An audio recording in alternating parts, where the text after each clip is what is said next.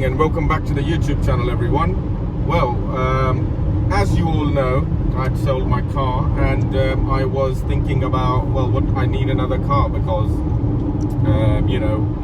it's just I need another set of wheels, but I wanted to squirrel some money away from the sale of the XKR and then buy a replacement. And I was looking for an XJR, and and I wanted specifically the metallic green XJR, but when one came up, it just wasn't the right car, and I just looked at it and it just looked so dated that I thought, no, I'll pass. And I passed on the XJR X350, which was in Luton, and it had done 110,000 miles, and it was very cheap. It was for 5,500, but it had a few problems that needed sorting out, and I just didn't want to take that on. Now, what's interestingly come up is that basically I've seen a Jaguar XKR on Facebook Marketplace, and it's very, very cheap. Seems cheap, and it's the right color. It's the British Racing Green, and I'm like, I've just sold an XKR. Do I really want another XKR? But at that price, 7.5k, even if I spend 7 grand on it, that would be one hell of a car. And I'll get the British Racing Green metallic XK monkey off my back because that's always been on the bucket list, that I wanted an XK in the metallic emerald fire racing green. And this car seems to be making the right noise. It needs some work. It's got headlining. What do I know about the car? So I've had to drive out in the middle of nowhere. I'm trying to get there before it gets dark.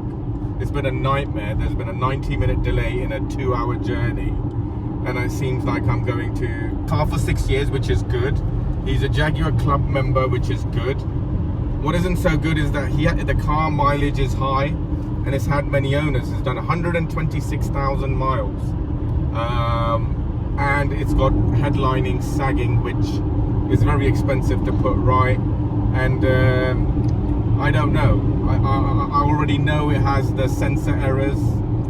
He said there's no leaks in the boot or the lights, but I don't know, I'm a bit skeptical. Apart from that, I need to go there and quickly have a look, because at that price I ought to rip his arm off.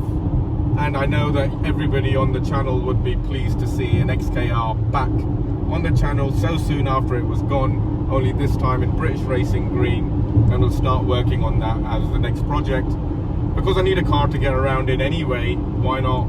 And let's face it, guys, for under £10,000 you don't see a racing green XKR on the market, and I'm talking about an X150. You just don't see a British Racing Green one with cream leather interior stay on the market for long.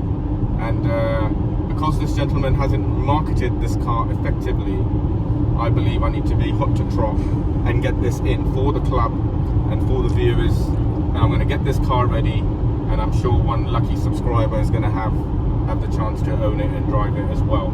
So here I am, driving many, many miles to look at this car, and if it seems to be the right one and it's making the right noises when I get there, I'm gonna buy it.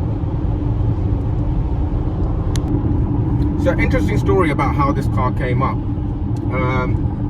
I was looking for cars on eBay and Auto Trader.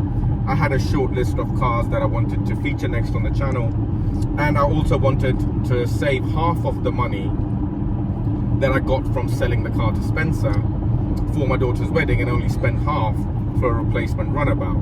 But I thought I'll get a replacement runabout, so my budget was about £5,200, and with that I was going to get a replacement runabout that was kind of semi-interesting. And the cars that were on my list was the XJR X350, or an SLK, or whatever I could see that was interesting. Maybe a CLS 500, a really good one, or maybe, I don't know. So I was just looking around and I wasn't really getting anywhere. Hazard reported ahead. So basically, what my wife showed me was a Jaguar XKR X150 in metallic green, and everybody knows which metallic green. That I think is the color code is HGZ.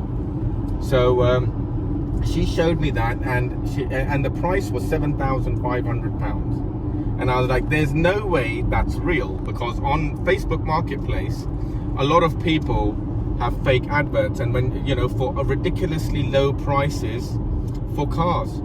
And then when you contact them, they'll send you an email address to contact because they're selling it on behalf of a friend, which leads to God knows what scam. But ultimately, it's not genuine. So I said, there's no way that's real. There's no way somebody is selling a Jaguar XKR X150 in metallic racing green with cream leather, 126,000 miles on the clock, still for 7.5K. It's just not possible.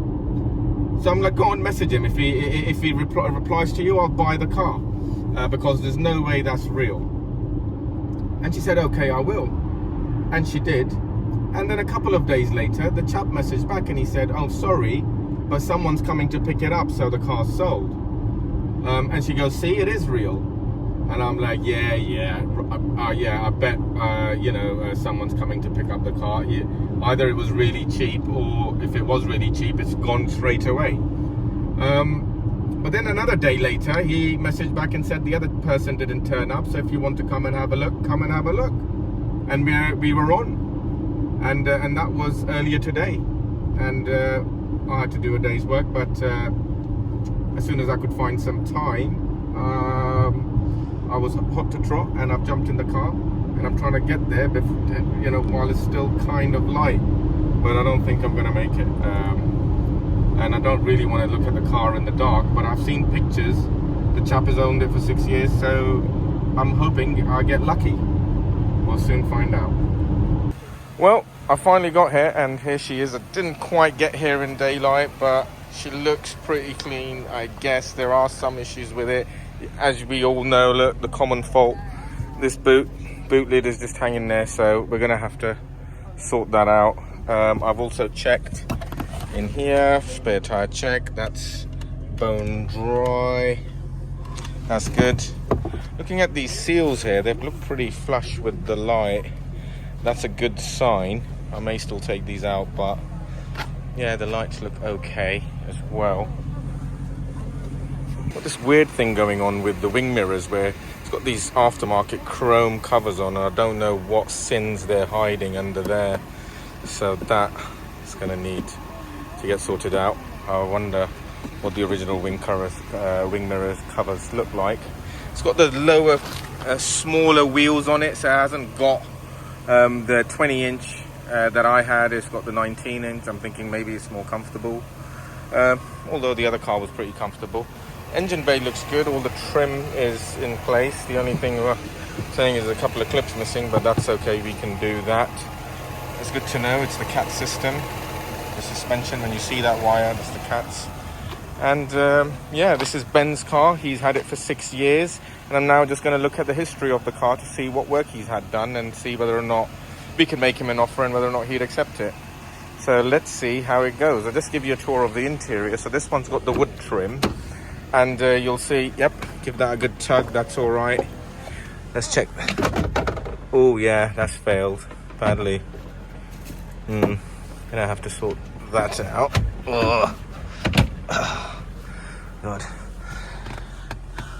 It's got the pedestrian system error on as well.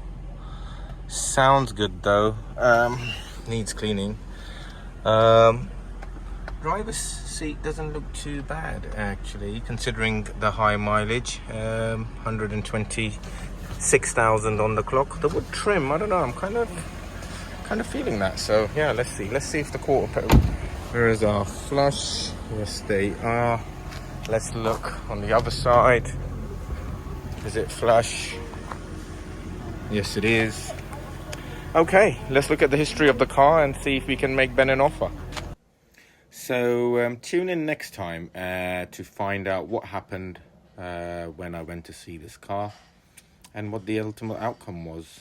But for now, thanks a lot for watching, and thank you for following the journey, and I'll keep you guys updated.